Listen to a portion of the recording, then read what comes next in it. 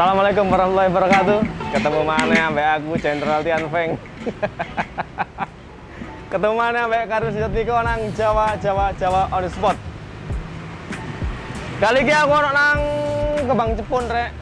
Jadi aku ambek arek hari ini akan mencari tahu ketika teman-teman Tionghoa datang ke Surabaya, terus kemudian bergaul dengan orang-orang Jawa dan Madura. Apakah di saat itu pula langsung orang Jawa menjadi tukang parkir? Sepertinya tidak. Sepertinya akan ada dealing-dealing dengan usaha-usaha yang mungkin sederajat. Jadi siapa yang pertama kali datang ke sini? Siapa yang pertama kali bergaul dengan orang Jawa? Apakah di akhir episode saya akan bisa berbahasa Mandarin? Ikuti saya terus di Jawa on the spot. Let's go.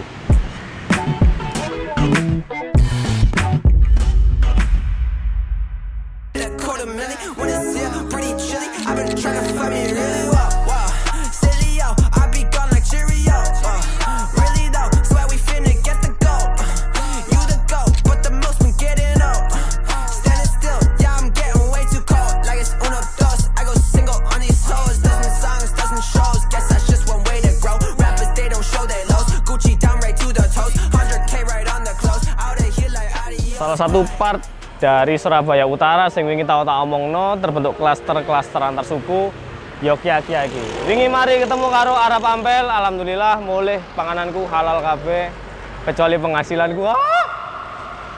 Dan sekarang aku akan membahas klaster pecinan yang ada di Surabaya Utara iki. Kita mulai dari Kiakia. Kenapa namanya Kiakia? Kiakia itu sendiri ternyata artinya adalah jalan-jalan. Nek QQ nah, bapakmu itu. Ayo guyon kan. Intinya adalah Kiakia ini bisa dibilang kumpulan dari toko atau pertokoan. Tadinya di Kiakia ini hanya pusat pertokoan, bukan pusat perdagangan atau pertukaran barang dagang.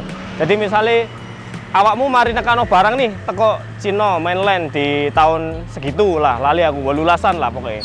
Terus kemudian akan diperdagangkan di sini. Dan waktu itu setelah malam ya tutup toko nih, tapi sekarang oleh pemerintah kota Surabaya dihidupkan kembali suasananya. Jadi ketika malam ini berubah menjadi semacam bazar atau food court area. Oh, bener insya Allah.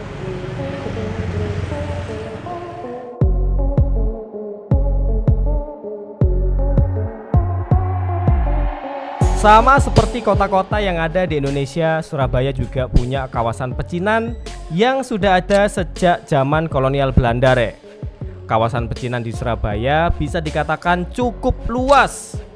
Mulai dari Jalan Kembang Jepun atau Kiakia, Kapasan Dalam, sampai ke arah Keramat Gantung atau alun-alun Contong.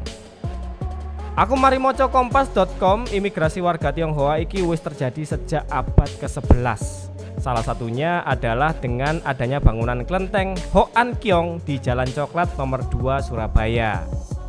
Awalnya bangunan kelenteng iki berupa bangunan darurat sebagai tempat penampungan warga Tionghoa yang baru mendarat di Surabaya. Jadi seperti yang kita tahu semuanya teman-teman, toko-toko nang Kiakia iki sebagian besar mayoritas pemiliknya adalah keturunan Tionghoa. Begitu pula juga ketika malam buka terus mari ngono mulai ono street food, food court, ono nang kene iku juga banyak pengusaha yang jualan adalah keturunan Tionghoa.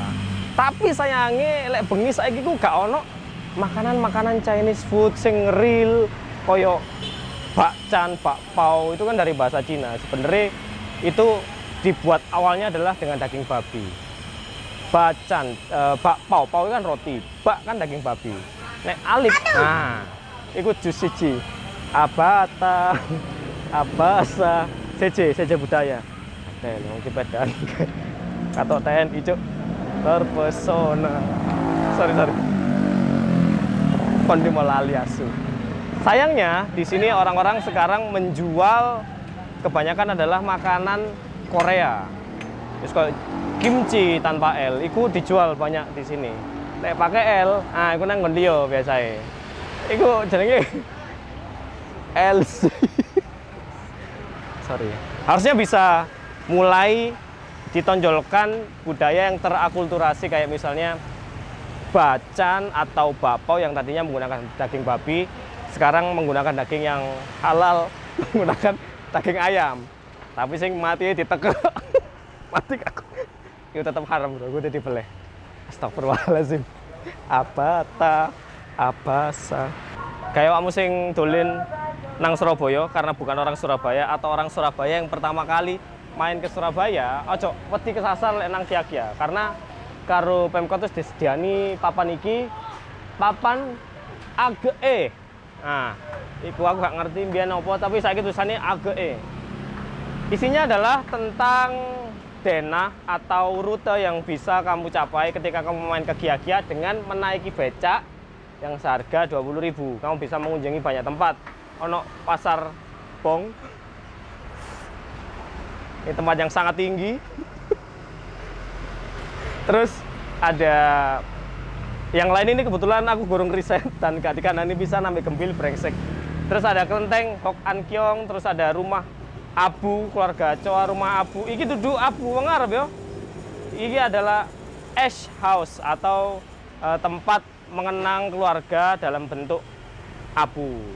Karena kepercayaan orang Tionghoa dilakukan kremasi dan ditaruh abunya untuk didoakan.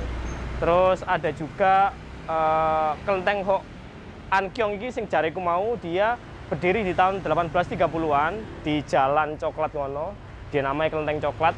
Ini termasuk salah satu kelenteng yang cukup lama ada di Surabaya. Kemungkinan si awet. Oke, lek saranku rene dengan 20.000 golek tukang becak sing kentole atos. Iku saranku. Soalnya lek kon bareng 10.000 kena kentol cilik sakmene. Ah. Teko nang kene. Nyerah aku. Lek sampene sing ngondel. Ah, gantian. Oke, golek sing kentole atos. Carane selentik nih. Nek tang, iku atos. Nek lembek, kurang sayur.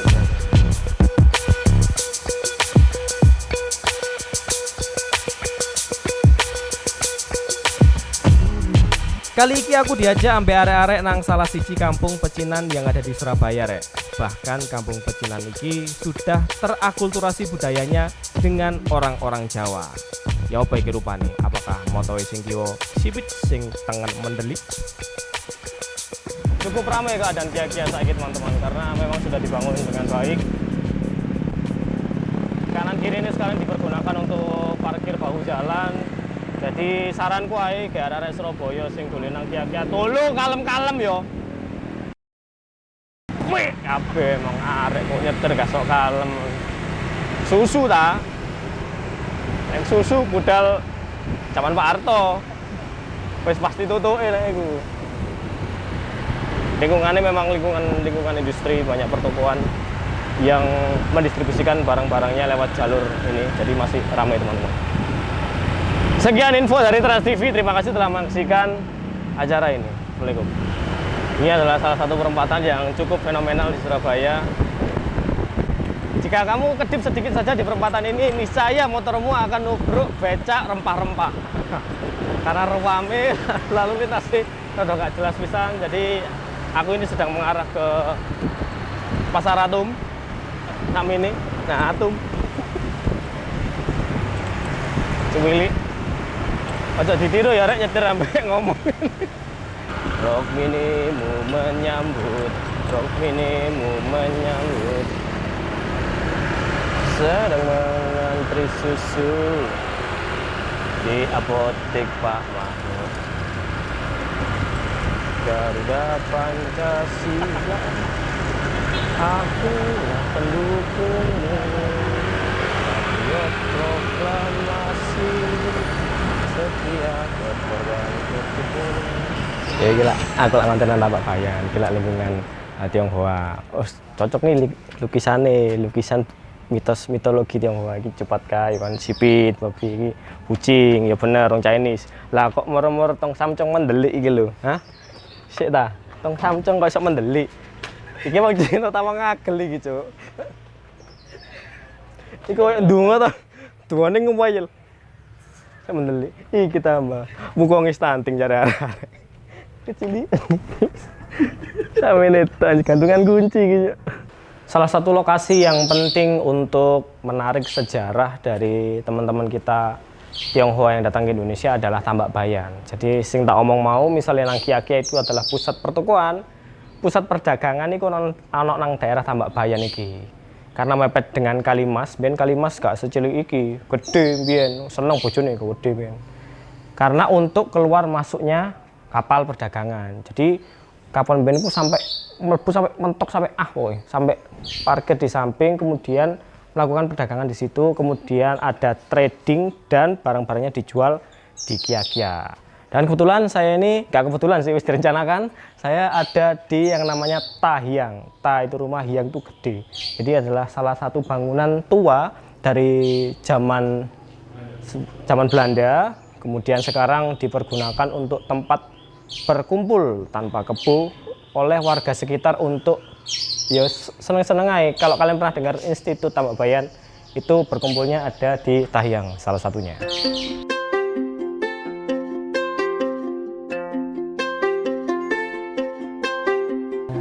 Masih pernah dengar Silam Pukau? Oh pernah. Nah, ini karyanya Mas Eki sama istrinya sama Mas Nandi. Oh iya. Ya, memang beliau juga seniman lukis juga. Iya, bagus sih. Siapa istrinya? Ya.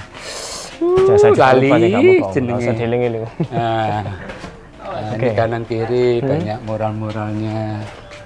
Iya. Jadi memang ini diperuntukkan untuk mural ya. Memang sengaja dihias kayak gini biar terasa suasana Chinese-nya kayaknya. Iya. Ya, bener ya. Ini dari satu gambar, satu komunitas yang ada sendiri, ada yang berkelompok. Oh. Yang ini sendiri. Sendiri itu sendiri, ini berkelompok. Ini berkelompok. Gambar apa ini, Mas? Ini naga. Ya. Yakin? Ini kapal. Oh, betul, pinter. Kapal. Pinter loh. Aku lihat bodoh nih buku mulai profesor. Oh, blog. Alhamdulillah saya lumayan lah. Anda. Berarti ini nantinya akan ada tembus ke jalan lain? Bisa, banyak tebusan. Oke, Satu monggo. tebusan ke pasar bisa, ke lapangan bisa. Oke. Tapi emang suasananya sangat kental dengan suasana Tionghoa, Om ya. Iya, ini salah satu warga yang mualaf tapi tetap melaksanakan tradisi kebudayaan. Wah, keren. Kiri. Nah, itu maksudnya Ini, adalah akulturasinya. Oke. Ini itu masih menghormati leluhurnya, Ya. tuanya. Ya, ini semuanya sama dari tempat tinggal, depannya dapur sama kamar mandi. Oke. Kayak gitu. Nah, kan enggak gede kan luasnya segini loh. Ya. Masih. Ya, apakah masih banyak warga yang ngobrol dengan bahasa Tionghoa di sini? Permisi, Bu. Iya, itu yang tadi itu bisa bahasa Mandarin sama yang depan. Ketika ada tamu-tamu yang kemarin kan ada yang dari Cina. Oh ya? Iya, sama Nigeria itu datang kebetulan ditemani sama Mas Rian. Nah, ini kami mendapat bantuan perbaikan untuk mandi dan cuci aja dari Lions Club. Karena kemarin bangunannya kan dari kayu-kayuan yang udah hampir ambruk nggak juga diberikan bantuan seperti ini. Bantuan perbaikan. Oke. Iya. Oh, bagus juga ya. Berarti memang sebenarnya ada perhatian dari banyak pihak sebenarnya. Iya, kalau dari swasta iya. Nah, ini kenapa pakai tangan? Sebenarnya dulu maunya sih pakai listrik, teman. Pompa listrik. Listrik itu nanti nyoloknya ke siapa gitu loh. Kalau untuk umum kan catat listrik kan. Kalau mau mandi ya tinggal ngumpul dewi gitu ya intinya. Iya. Kalau dalam tinggal nimba gitu. Iya. Pembauran sudah sejak pertama kali orang-orang terjadinya ekspansinya orang-orang Tionghoa ke Tambak Bayan sekitar tahun 1930-an. Oke, 1930. Ya. Jadi ketika pemerintah masih menggalakkan pembauran, tapi di sini tidak terjadi pembauran. Jadi ketika ada krisis yang 98, di sini aman-aman karena kita dari dulu kita hidup berdampingan. Terus ya ada juga ini apa namanya jaga kampung tuh ronda itu gantian juga. Ketika terjadi kerusuhan yang 98 itu. Ya, berarti di sini nggak ada apa namanya yang diberitakan seperti sampai terjadi pelecehan terus habis itu ada penjara itu nggak ada. Nggak ada, alhamdulillah nggak ada, aman-aman aja di Kampung Tambak Bayan. Gokil, memang pembauran ini sudah terjadi sejak lama. Sejak zaman kakek nenek 1930. Pertama kali yang tinggal di sini. Berarti... Dan ada salah satu juga warga Liong itu yang pertama kali dia menempati di sini, itu pun ada surat secara tertulis dari pemerintahan Belanda. Oke. Dan kebetulan keluarga beliau itu adalah salah satu kayak semacam pegawainya itu. Pegawai juga dari ada pemerintahan. ajan pemerintahan. Oh, oke. Itu menyebutkan di suratnya itu. Marga di Lyon. Warga Lyon. Marga waktu Lyon. itu. Iya, iya, ya, kayak ini klub bola Lyon. FC ada di Prancis. Nah, pertanyaan saya berikutnya adalah dengan pembauran tersebut berarti sudah nggak ada eksklusivitas lagi ya, semuanya Kalau di Tambakbayan iya. di Tambakbayan. Iya, kalau di luar nggak tahu. nggak mau jawab. Kalau tidak tahu. Berarti Om pernah dengar kabar-kabar Cindo Surabaya Barat? Agak susah untuk Nggak menutup kemungkinan. Nggak menutup ya? Ya, nggak benar, menutup benar. karena ketika kami perjuangan kasus tanahnya sendiri, ketika waktu itu loh ya, itu kami juga meminta bantuan itu pun dianggap kita minta-minta. Oh, Jadi pembedaan. Jadi makanya ketika adanya OHS masuk, terus banyaknya mahasiswa itu dan dari akademisi yang OHS itu yang pertama kali membuka, akhirnya banyak akademisi yang masuk. Dulu mahasiswa juga gitu, Mas. Oke. Lapong ya wong Cina suki-suki lah. Ketika mereka datang ke Tambakbayan jelek, tidak semua orang Cina kaya. Gitu. Oh, oke. Ini merupakan dimensi yang lain ya, karena kalau di sosial media yang diberitakan kan crazy rich. Padahal juga di Tambakbayan ini juga semuanya hidup sederhana juga, gitu, bener Om ya? Bisa dilihat kondisi rumahnya bagaimana, kita tinggal dengan ukuran yang tidak lebih dari 30 meter persegi. Kalau yang depan, yang belakang itu agak gedean, karena mereka pun juga banyak jiwa yang tinggal. Kalau yang di samping ketika banyak jiwa yang tinggal, otomatis disekat Mas, di loteng. Jadi loteng kalau bangunan bukan mencuat ke atas, ini disekat ke tengah-tengah ini. Oh. Jadi namanya nanti bisa dilihat kondisinya. Jadi Iya, dia iya. tidur, Mezanin, dia tamu, dia makan ya satu tempat itu. Semakin kesini kan banyak yang istilahnya menguliti tentang sejarah kampung ya. Dari para mahasiswa yang skripsi, yang tesis segala macam, dari hasilnya mereka kasihkan ke warga. Jadi ternyata kampung kami bangga lah jadi satu penelitian. Iya, nah ini bangunan ini adalah peninggalan zaman tentara Jepang. Belanda. Jadi orang Belanda, tentara itu sugih Mas. Bangunan ini dan lapangan ini dulu adalah lapangan kuda. Oke, lapangan sebelah ini ya. Ya, kuda. Terus di belakang dulu itu yang sekarang UPN, dulu UPN itu dulu memang ada gudang beras. Milik orang Belanda. Yang dekat kali itu adalah bengkelnya bengkel kereta kudanya. Bengkel kereta kuda. Jadi satu rat ini kepemilikan satu orang tentara Belanda. Terus satu lagi dengan bangunan yang sama itu yang di seberang sana depan. Ini kan samping ini kan ada lapangan. Ya. Depannya itu ada bangunan seperti ini lebih gede lagi. Itu juga pemilik orang Belanda. Cuman sejarahnya sedetail saya masih belum mendapat sebanyak itu. Tapi akhirnya sekarang digunakan untuk tempat berkumpul, tempat yang di mana? Yang di Tayang ini. Di Tayang iya, digunakan karena kami nggak punya tempat di RT itu kan pos RT ya.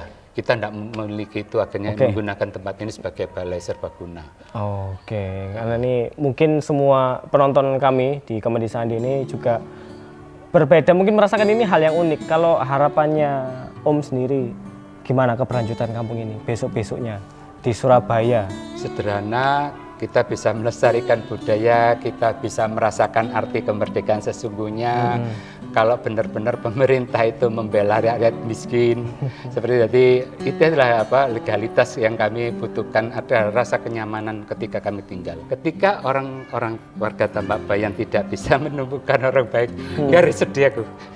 Orang baiklah nanti akan menemukan warga Tambakbayan. Amin. Sorry. Terima kasih Om. Terima kasih. Kami semua ada di belakang Om. Thank you Om. Ya, makasih.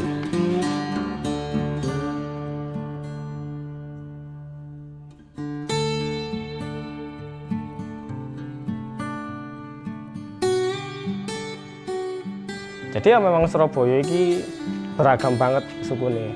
Belum semasif Jakarta, belum semetropolis Jakarta, tapi memang sudah beragam keberadaannya dari dulu.